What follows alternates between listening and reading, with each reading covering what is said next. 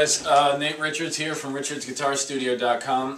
When you go over the song today, You Shook Me All Night Long by AC/DC. So go to our blog, richardsguitarstudio.com, just find the blog there, and then I have the tabs up and I have all the parts labeled for you. And that goes for every song that we do. So the first song is, the first section is letter A. And for this you want to roll your volume knob down to about a 2 or 3 so you get just a little bit of gain. And a lot of people play this part here, but Angus Young actually plays it up in 7th position. Sounds like this.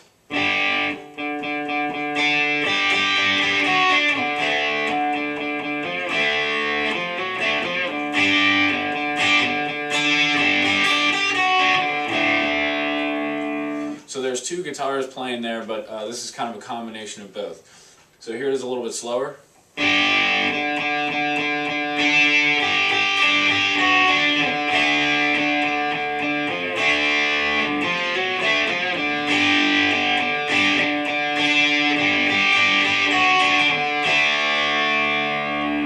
One tricky part there is with the bending.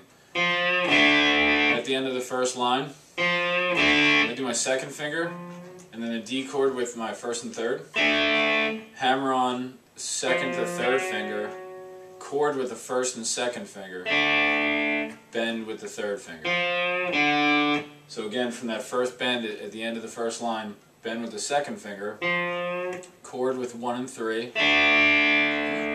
hammer on with 2 and 3, chord with 1 and 2, bend with 3. Alright, so you want to maybe work on that a little while, and that's a pretty smooth way to do it. Alright, that section's pretty hard, so it might take a little while, but if you just focus on the fingering, you know, it's pretty smooth after that. Alright, section B, at the end of section A, you roll your volume up,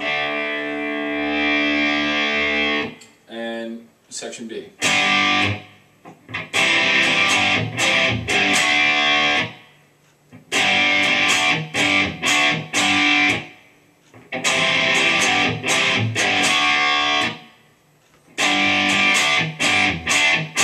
So this is the verse. The one thing I like to try to focus on is the rests, making sure the rests happen at the right moment. So you have 1, cut, cut, cut, cut, cut, cut. Alright, so you want to get those little cuts in there. The other thing is underneath the G chords in the 2nd measure of part B, I have some fingerings there. So you're coming from a C chord, so then you can use your 3rd finger for the G, and then back to C, so that's a pretty efficient fingering. Then I use my 2nd finger for the next G chord, so that my 1st and 3rd finger can move over to the D chord. So it's C, G with the 3rd finger, back to C, G this time with the 2nd finger, then do the D chord. And I think that's the best way to do it. And then your 3rd finger is going to stay down for the rest of the line. So the 3rd finger stays there and the other fingers pivot around it. Alright? So one more time through that.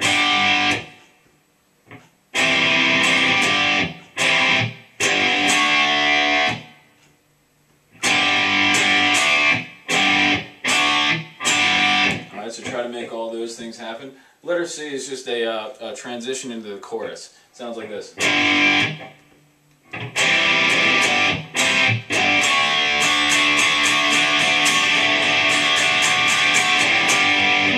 Like that. Alright, so you're just kind of playing around on the D chord, and then you add a D sus4. Alright, and then the last chord there is some open strings. He's just kind of hitting those open strings to get to the next part.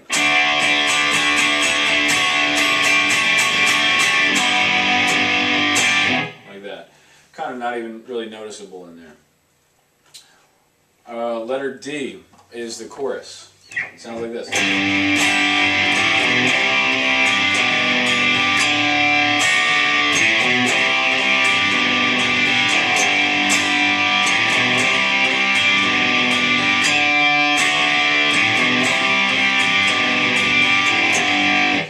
so that your third finger again is gonna stay down the whole way.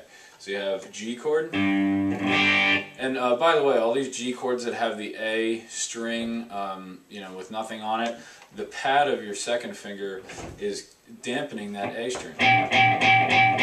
All right, so when you strum through, nothing happens on that A string. So the melody is played with the first and second finger. And then at the end of the second measure, there's an accent on that D note. So I do an up, and then on that D with the accent, I do a rest stroke down where the pick lands onto the G.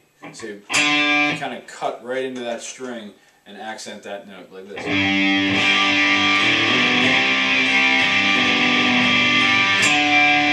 that, and accent that to get to the D chord. Again, your third finger's still down.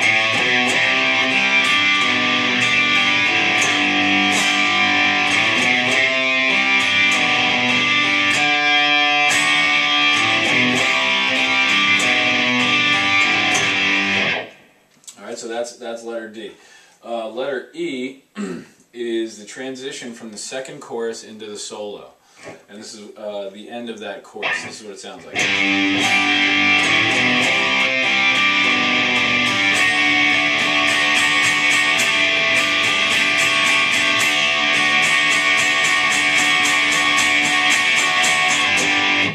Alright, so you have some accents on the end of 4 here. So, for N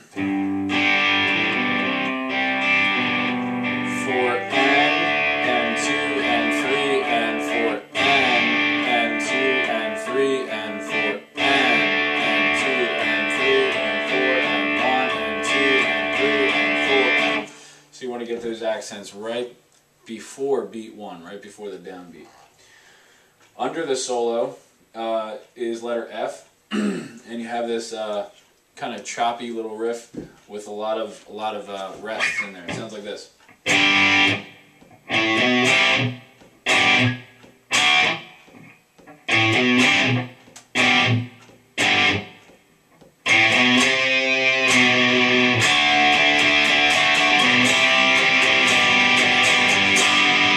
Like that. All right. So and then after that section, you just go back to the chorus. Underneath the solo. So again, that part slowly sounds like this.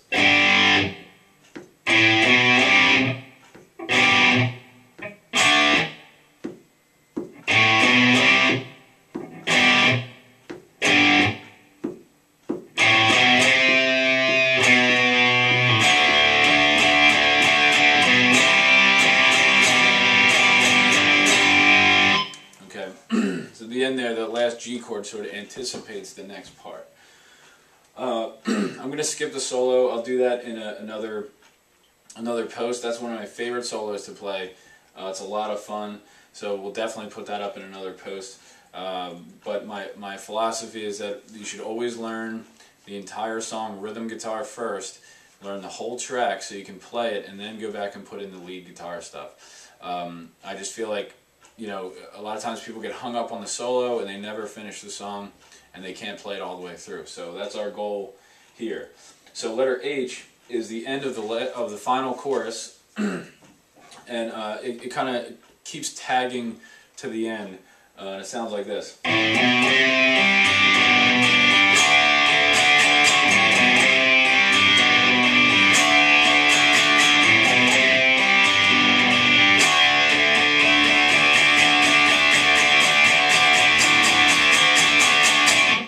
And that's the end of the song. Okay, so it sounds like this, a little slower.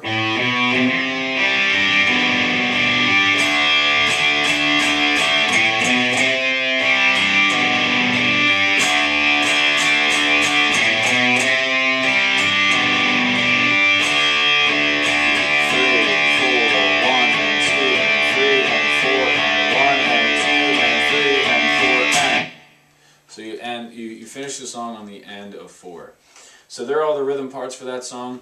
Any questions, send them to richards@richardsguitarstudio.com, And make sure you get the tabs at our blog, right there on our website. Alright, have fun with that one.